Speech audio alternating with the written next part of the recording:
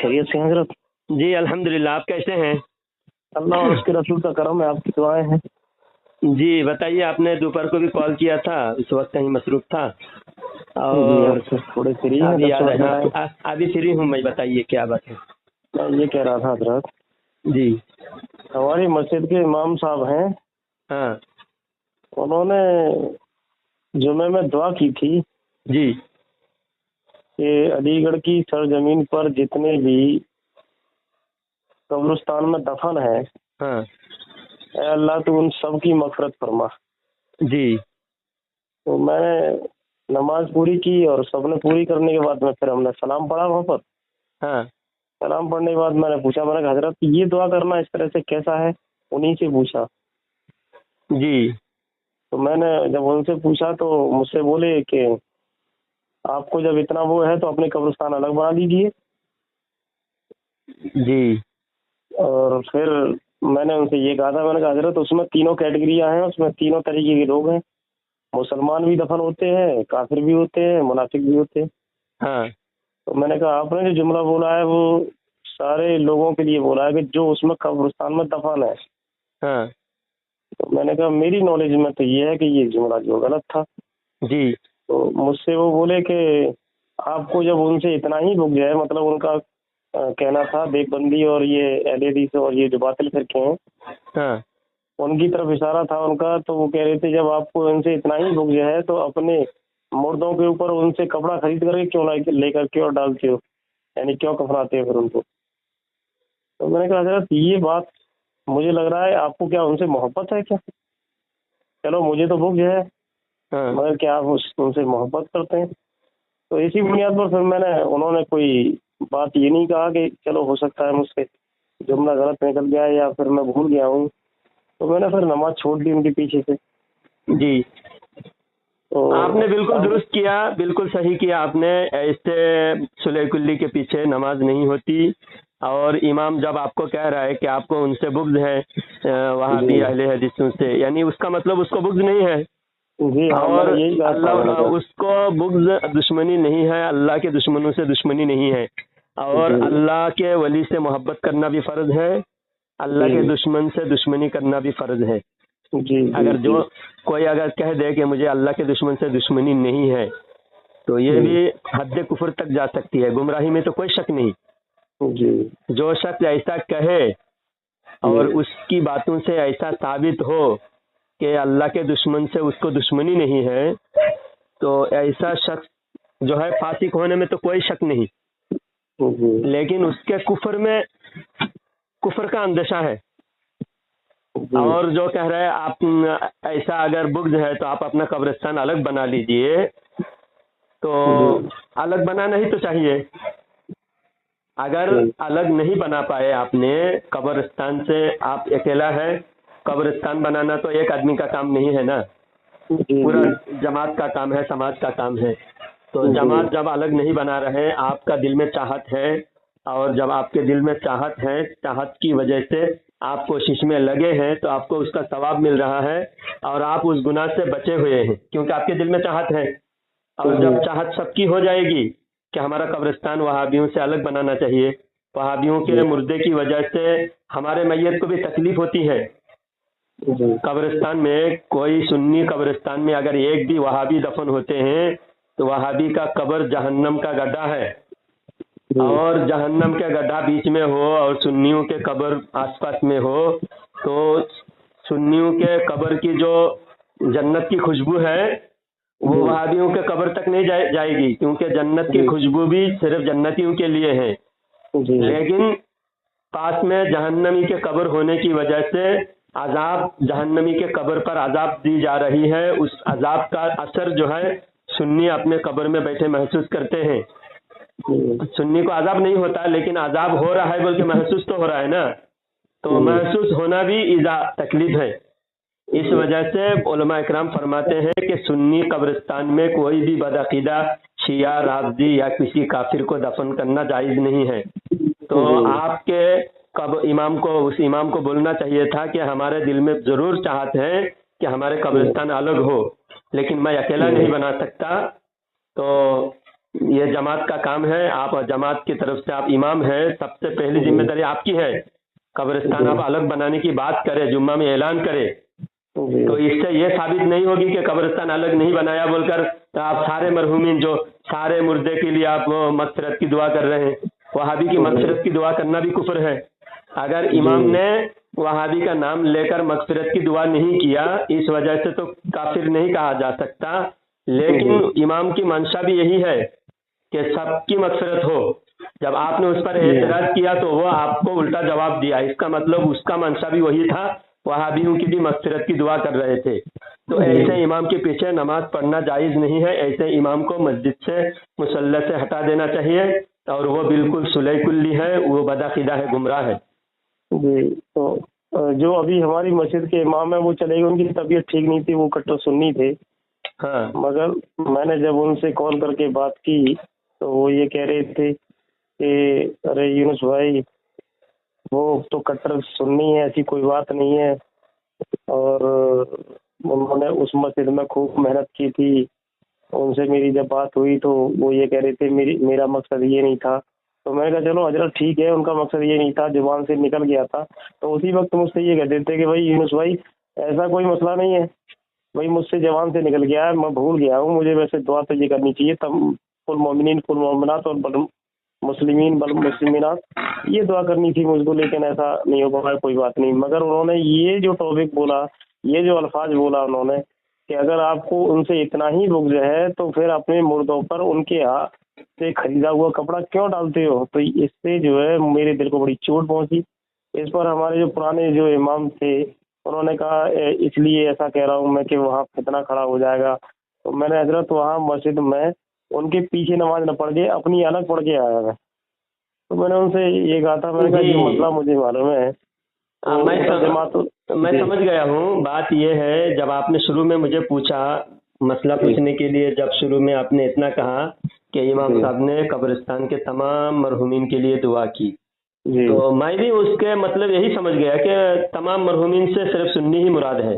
ہاں، جتنے سنی ہے، سنی کا نام لیا نہیں، لیکن ان کا مراد سنی ہی ہے، اتنا میں سمجھ رہا تھا۔ لیکن بعد میں جب آپ نے کہا کہ جب آپ پوچھے اور اس کا ایسا جواب دیا، تو اس سے یہی واضح ہوتا ہے کہ ان کا منشا صرف سنی نہیں ہے۔ جی ہاں، میں بھی ان کا منشا اعتراض ہے میرا۔ جی، ان کا منشا صرف سنی نہیں ہے، کیونکہ اگر صرف سنی ان کا منشا ہوتا تو امام صاحب بولتے کہ میرا منشا سنی ہی ہے۔ لیکن امام صاحب وہابیوں سے نفرت کرنے سے منع کر رہے ہیں، آپ کو کہہ رہے ہیں اگر آپ کو اتنا ہی نفرت ہے، اس کا مطلب امام صاحب کو وہابیوں سے نفرت نہیں ہے۔ جی ہاں، میں نے کمیٹی کے جو لوگ آئے مجھ سے کہہ رہے تھے کہ آپ یہ کیا کر رہے ہیں، تو بولے کہ ایسا نہیں۔ تو میں نے کہا یہ بتائیے، مجھے تو بغض ہے، صحیح، جو اہل حدیث ہو دیوبندی ہو، مجھے تو بغض ہے، کیا امام صاحب کو نبی کے دشمنوں سے بغض نہیں ہے؟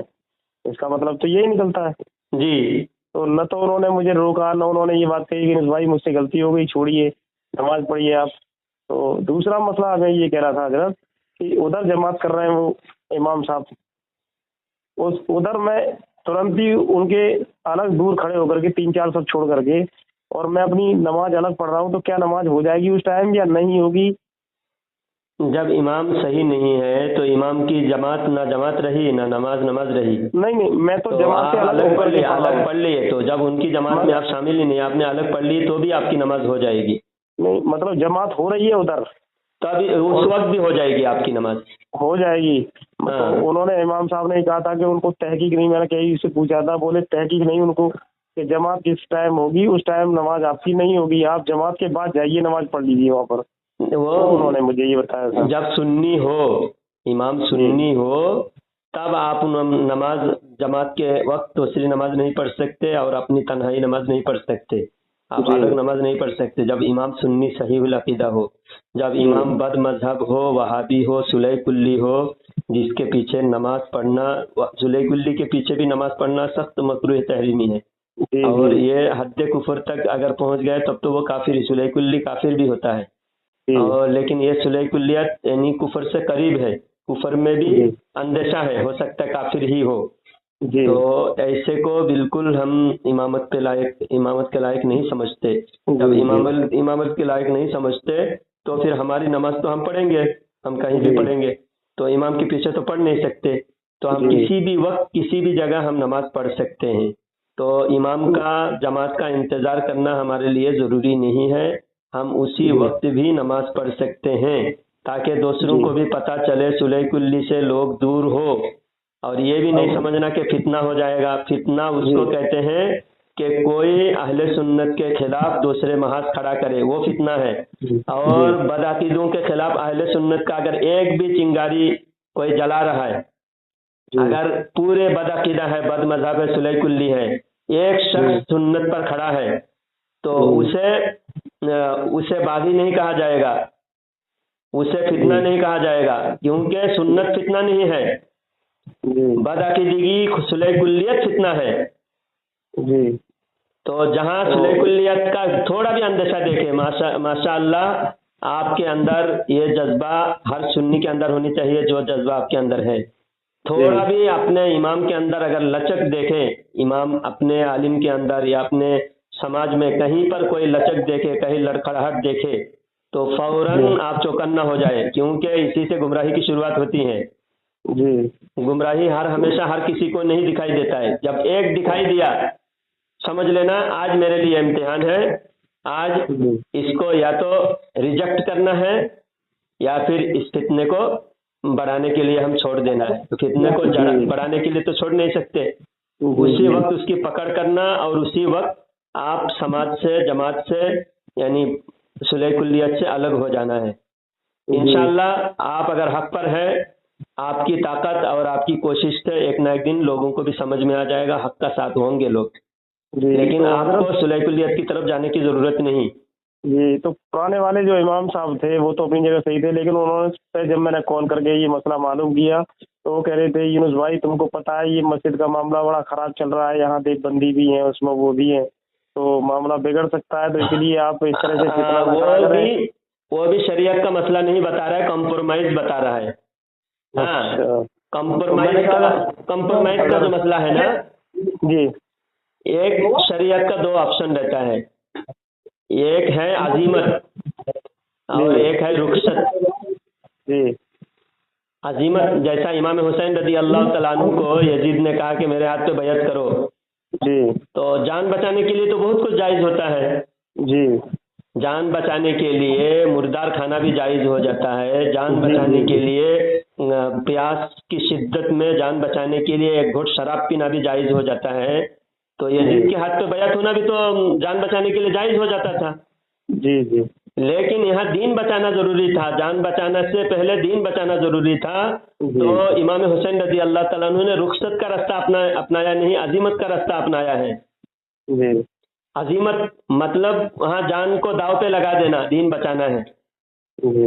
تو جو امام صاحب آپ کے امام صاحب بتا رہے ہیں وہ رخصت کے راستہ بتا رہے ہیں اور اس امام کو بچانے کی کوشش کر رہے ہیں، جس امام کے بارے میں آپ نے بتایا کہ وہابیوں کے ساتھ ان کو نفرت نہیں ہے، وہابیوں کے بارے میں ان کو نفرت نہیں ہے، خدا کی دشمن کو دشمن نہیں سمجھتا، تو ایسے خدا کی دشمن پر بھی ہم لعنت برساتے ہیں جو خدا کی دشمن کو دشمن نہ سمجھے۔ ٹھیک ہے، جو امام صاحب بتا رہے ہیں وہ ان کو مسلمان سمجھ کر، ان کو سنی صحیح العقیدہ سمجھ کر ان کے پیچھے نماز پڑھنے کے لیے ترغیب دے رہے ہیں، اور وہ شریعت بیان نہیں کر رہے ہیں، وہ کمپرومائز کر رہے ہیں۔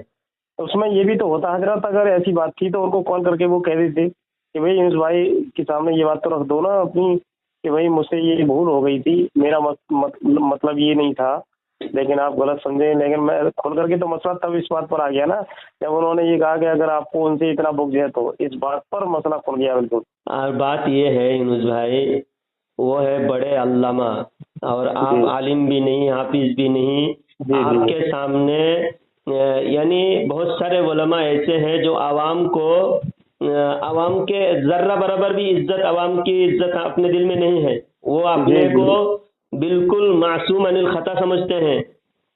اور بڑے علامہ امام اعظم ابو حنیفہ رحمۃ اللہ علیہ نے بھی بہت سارے مسائل میں رجوع کیا ہے۔ رجوع کرنا، اپنی باتوں سے رجوع کرنا کوئی شرمندگی کی بات نہیں ہے۔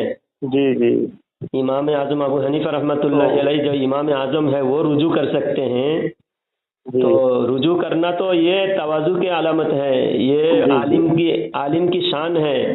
کوئی عالم اگر بتائے کہ مجھے مسئلہ معلوم نہیں تھا تو اس سے عزت کم نہیں ہوتی، جی اس سے عالم کی عزت بڑھتی ہے. جی لیکن یہ علامات الدہر ہے، یہ آپ کے سامنے رجوع کرنا ان کے لیے شرمندگی ہے. یہ چاہے حق سے دور ہو جائے، گمراہی اختیار کر لے، وہ کر سکتا ہے. جی یہی طاہر القادری کا مسئلہ ہے. جی جی جی بالکل صحیح کہا طاہر آپ نے. القادری نے گمراہی شروعات کی. حضور تاج الشریعہ کو ایک کتاب دکھایا جس جی. میں صلح کلیت دکھایا، اس میں لکھا ہوا تھا کہ ہر فرقے کو ہم ختم کریں گے، فرقہ پرستی کا دیوار کو ہم ڈھا دیں گے. مطلب کیا ہوا؟ سارے فرقے کے بیچ میں کوئی فرق نہیں رہے گا، سنی وہابی میں کوئی فرق نہیں رہے گا. یعنی سنی جو بھی علامتیں سنیت کی علامتیں اپنے پاس رکھے ہوئے ہیں، ہم سنی وہابی میں فرق کرنے کے لیے ہم صلاۃ و سلام پڑھتے ہیں، ہم ہمارے حلیہ ہمارے چال چلن میں ہم ثابت کرتے ہیں کہ ہم سنی ہیں. تو یہ سب فرق مٹا کر مسلمانوں کو ایک صف میں کھڑا کرنا، یہ طاہر القادری لکھا ہوا تھا. فرق مٹا دینا، تو حق اور باطل میں فرق ہی نہیں رہے گا. تو اللہ کا تو یہ منشا نہیں ہے. اللہ چاہتا ہے کہ حق اور باطل میں فرق ہو. اسی لیے حق اور باطل میں فرق کرنے کے لیے اللہ تعالیٰ فاروق کو بھیجتا ہے. حضرت عمر فاروق اعظم، سب سے بڑے فاروق اعظم کیا ہے؟ سب سے بڑے فاروق، حق اور باطل میں فرق کرنے والے. تو فاروق اعظم تو سب سے بڑے ہیں، باقی تو چھوٹے چھوٹے فرق کرنے والے ہر زمانے میں پیدا ہوتے جائیں گے. جیسا فاروق اعظم نے حق اور باطل میں فرق کیا، اسی طرح اعلیٰ حضرت نے حق اور باطل میں فرق کیا. فاروق اعظم رضی اللہ تعالیٰ عنہ کے نقش قدم پر چلتے ہوئے حضور تاج الشریعہ نے حق اور باطل میں فرق کیا. تو حق اور باطل کا فرق کو مٹانے کی طاہر القادری نے جو بات کیا، حضور تاج الشریعہ نے اس کو پکڑ لیا. یہ تقریباً 20 سال پہلے کی بات ہے. تو وہ رجوع کرنے کے بجائے، اپنی غلطی کو ماننے کے بجائے اکڑ گئے اپنی غلطی پر، کیونکہ وہ ہے شیخ الاسلام. آپ نے خود ساختہ اپنے نام میاں مٹھو، اپنے منہ میاں مٹھو بنا، خود کے نام کے آگے شیخ الحدیث بھی لکھ دیا، مجدد لکھ دیا. یعنی سارے مجددوں کو تو زمانے نے مجدد کہا. یہ 15ویں صدی کا ایک ماڈرن مجدد پیدا ہوا تھا جو خود سے ہی مجدد بنا. آپ جب مجدد بننے کے بعد مجدد سے نیچے نہیں گر سکتا نا. ایک عام انسان کی بات کو کیسے تسلیم کرے اور رجوع کرے. وہ بن گیا شیطان، مجدد سے شیطان بن گیا. تو ایسا ہی جو مولوی، جو عام انسان، بہت سارے لوگ ہمارے پاس بھی آتے ہیں، ہماری کوئی چھوٹی موٹی غلطی ہو تو عوام آ کر، ہاں کوئی اگر مجمع عام میں آ کر ذلیل کرنے کی غرض سے اگر کہہ دے تو برا لگتا ہے. ہاں کوئی جیسا بیان، ہم دعا ذرا آہستہ کرتے ہیں نماز کے بعد، کبھی آہستہ کرتے ہیں، مولانا صاحب زور سے دعا کرو جی، تو سب کے سامنے ایسا جھڑکا کے بولے تو برا لگتا ہے. لیکن اگر کوئی کمرہ میں آ کر، اپنے روم میں آ کر، مولانا آپ نے جو غلط بولا یہ نہیں بولنا تھا، آپ کو دعا ایسا کرنا چاہیے، آپ کو سلام ایسا پڑھنا چاہیے، آپ کو نماز سے پہلے مسجد میں آ کے ایسا بیٹھنا چاہیے. تو اگر تنہائی میں آ کر کوئی بولے، اس کا مشورہ کو ہم قدر کرتے ہیں، اچھا لگتا ہے. اور جتنا ہو سکے اگر جائز امور میں کوئی خواہش ظاہر کرے تو ماننا بھی چاہیے، اور مانتے بھی ہم. تو یہ تو ہاں کچھ مولوی کو اپنا انانیت کا مسئلہ زیادہ ہو جاتا ہے، اور شیطان جو ہے سب سے زیادہ تکبر جو ہے مولویوں کے اندر ڈالتا ہے. جی. تو یہ سلام پڑھنے کے ترنت بعد ہی میں نے ان سے یہ درخواست رکھی تھی، میں نے حضرت اس طرح سے دعا کرنا کیسا؟ اور 4 6 10 5 لوگ تھے، تو کیا یہ مجھ سے غلطی ہو گئی کیا؟ نہیں، اصلاح آپ نے جو دعا، جو اجتماع عام میں اگر کوئی غلطی کرے، اگر آپ کی نیت ہے کہ دوسرے لوگ بھی سنیں، اس کی اصلاح ہو، کیونکہ یہ ایمان و عقیدے کا مسئلہ ہے. جی جی. اب جو میں بیان کیا، میں نے بتایا کہ میں دعا آہستہ پڑھتا ہوں، کبھی دعا کی آواز بہت سلو ہو جاتی ہے، تو ایک مقتدی نے کھڑے ہو کے ممبر پہ، میں مسجد میں سب کے سامنے ہی مجھے جھڑکا کے بولا، پیارے انداز میں نہیں بولا، محبتانہ انداز میں نہیں بولا، جھڑکا کے بولا. تو وہ بات بری لگی مجھے. تو ایسا، یہ تو عقیدہ کا کوئی مسئلہ نہیں تھا نا. جی جی. عقیدہ کا کوئی مسئلہ نہیں تھا. تو اس میں وہ بدتمیزی سے بات کرنے سے برا لگا.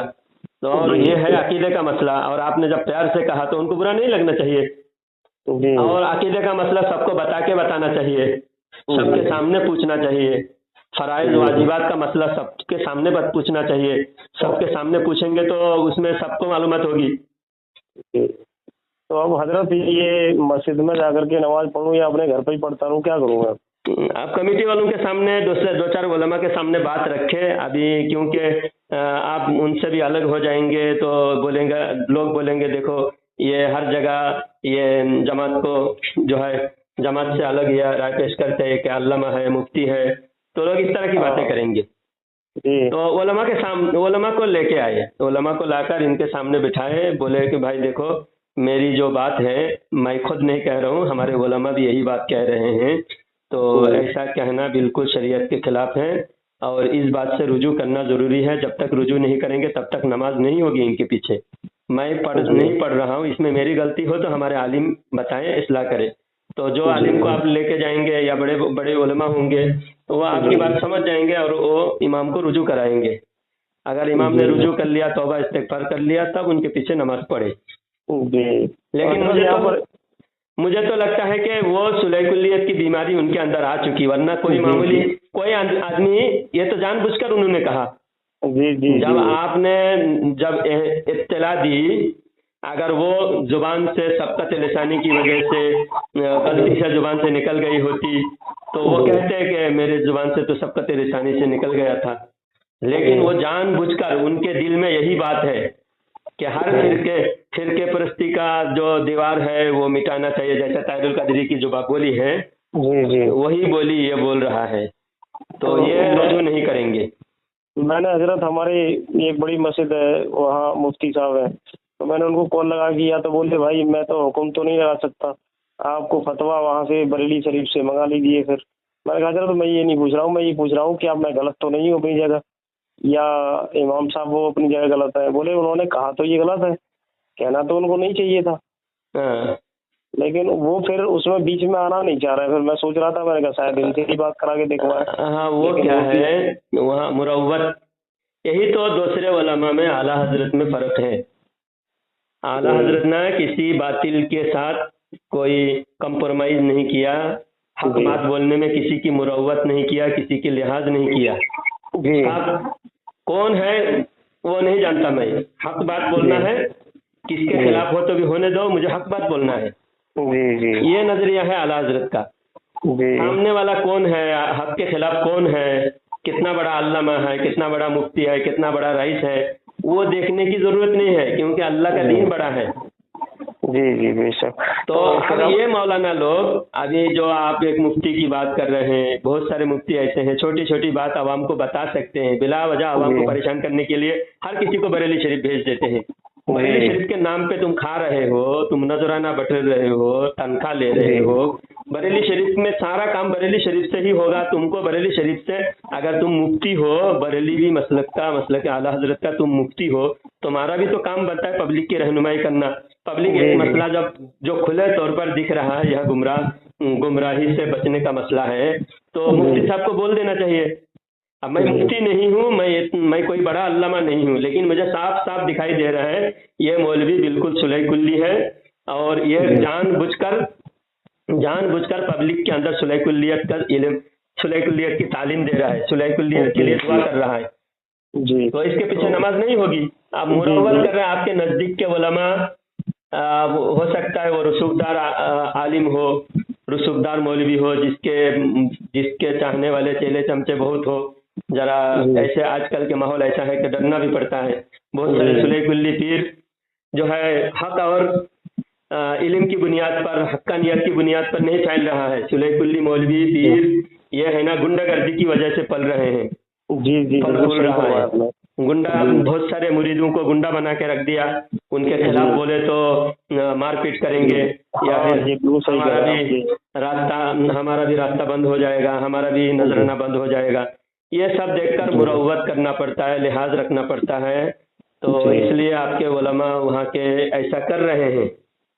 मैं सबको नहीं बोल रहा हूँ, जिनसे मसला पूछे वो भी उनको आपको खुलकर मसला नहीं बताया, खुलकर मसला बताना चाहिए। और जो उसकी तरफदारी कर रहा है वो भी खुले तौर पर गलती पर है। जी, तो फिर उनको बैठाल करके उनके पास बुलाया जाए, उनको क्या किया जाए हाँ, फिर? आखिरी कोशिश यही करें कि उन मौलवियों को और वो जो मुफ्ती साहब जिसने आपको बरेली शरीफ भेज रहा है उनको जी। भी बिठाए, और जो पुराने इमाम है उनको भी बिठाए, और जिसने दुआ किया उसको भी बिठाए, और जी। एक दो आलिम बाहर से बुलाकर उनको सामने जी। बिठाकर ये पूछे कि जब इन्होंने दुआ किया, हो सकता है सब कर्ज लिसानी से दुआ किया होगा, और जी। जब मैंने उससे इस्लाह करने के लिए मैंने पूछा तो मुझे ये जवाब दिया। तो जवाब से साबित हो रहा है, दुआ से तो साबित नहीं हो रहा है। जी, दुआ से साबित नहीं हो रहा, बिल्कुल सही दुआ फरमा रहे में हैं। तावील बचने की रास्ता निकल सकता है था। हाँ, हो सकता है, मेरा तो ये मन नहीं था अगर जी। हाँ, दुआ में जो उन्होंने कहा उनमें सुन्नी मुराद लिया जा सकता था, लेकिन दुआ के बाद जो उन्होंने आपको जवाब दिया, उस जवाब में बिल्कुल उन्होंने क्लियर कर दिया कि उनका मंशा वहाबियों के लिए भी था। जी। तो अब उनके बचने का रास्ता बंद हो गया है। अब तौबा करना उन पर जरूरी है, लाजिम है। जब तक तौबा नहीं करेंगे तब तक उनके पीछे नमाज नहीं होगी। जी। तो अल्हम्दुलिल्लाह बरेली शरीफ तो हमारा सर, बरेली शरीफ का हर फतवा हमारा सर आंखों पर, लेकिन हम भी अल्हम्दुलिल्लाह आला हजरत के इल्म का सदका हमको भी थोड़ा मिला है। हाँ, हम आला हजरत के इल्म के नूर से हम भी बता सकते हैं कि ऐसे लोग सुलेकुल्ली है और इनके पीछे नमाज नहीं होती। उलमा को हर बात में बरेली शरीफ भेजने की जरूरत नहीं है। हाँ, तो वो कह रहे थे कि वहाँ से फतवा लीजिए, भाई मैं नहीं हुक्म लगा सकता। क्यों नहीं लगा सकते? मैंने कहा हजरत ये कौन सी बात है, आप पूछ सकते हैं ये बात तो। अच्छा, जब हमको 10 हज़ार नजराना देते हैं आपको, तो आप ये नहीं बोल सकते कि हम नजराना हम नहीं ले सकते, बरेली शरीफ जाकर दो। जी। कोई मौलवी ऐसा बोलता है? हाँ, अभी जाकर उन मौलवियों को 5-10 हज़ार नजराना दो तो बोलेंगे कि भाई आपको तो मैं मसला नहीं बताया, मैं नजराना तो ले नहीं सकता, आप बरेली शरीफ जाकर बरेली के उलमा को दे दो। तो मैंने कहा भैया ठीक है, देखते हैं, अगर ऐसी बात है तो मैंने कहा बरेली शरीफ से फतवा मंगाएं, क्या करें फिर। फतवा बरेली शरीफ से भी मंगाओ। हाँ, और उलमा को बिठाकर सामने उनको ये एक बार लास्ट मौका दो, सुलह का रास्ता निकल जाए। अच्छा, ठीक है, अल्लाह ताला आपको सलामत रखे, साबित कदम रखे, और हर फितना सुलह कुल्लियत से हमेशा मुकाबला करने की और हमेशा फतह अभी नसीब फरमाए। अल्लाह ताला आपको खुश रखे। अल्लाह ताला तमाम सुन्नियों के ईमान अकायद की हिफाजत फरमाए, और सुलह कुल्ली मौलवियों को अल्लाह ताला बेनकाब करे और कौम को उनके शर से महफूज रखे। आमीन आमीन। जज़ाकल्लाह जी। अस्सलाम वालेकुम व रहमतुल्लाहि व बरकातहू।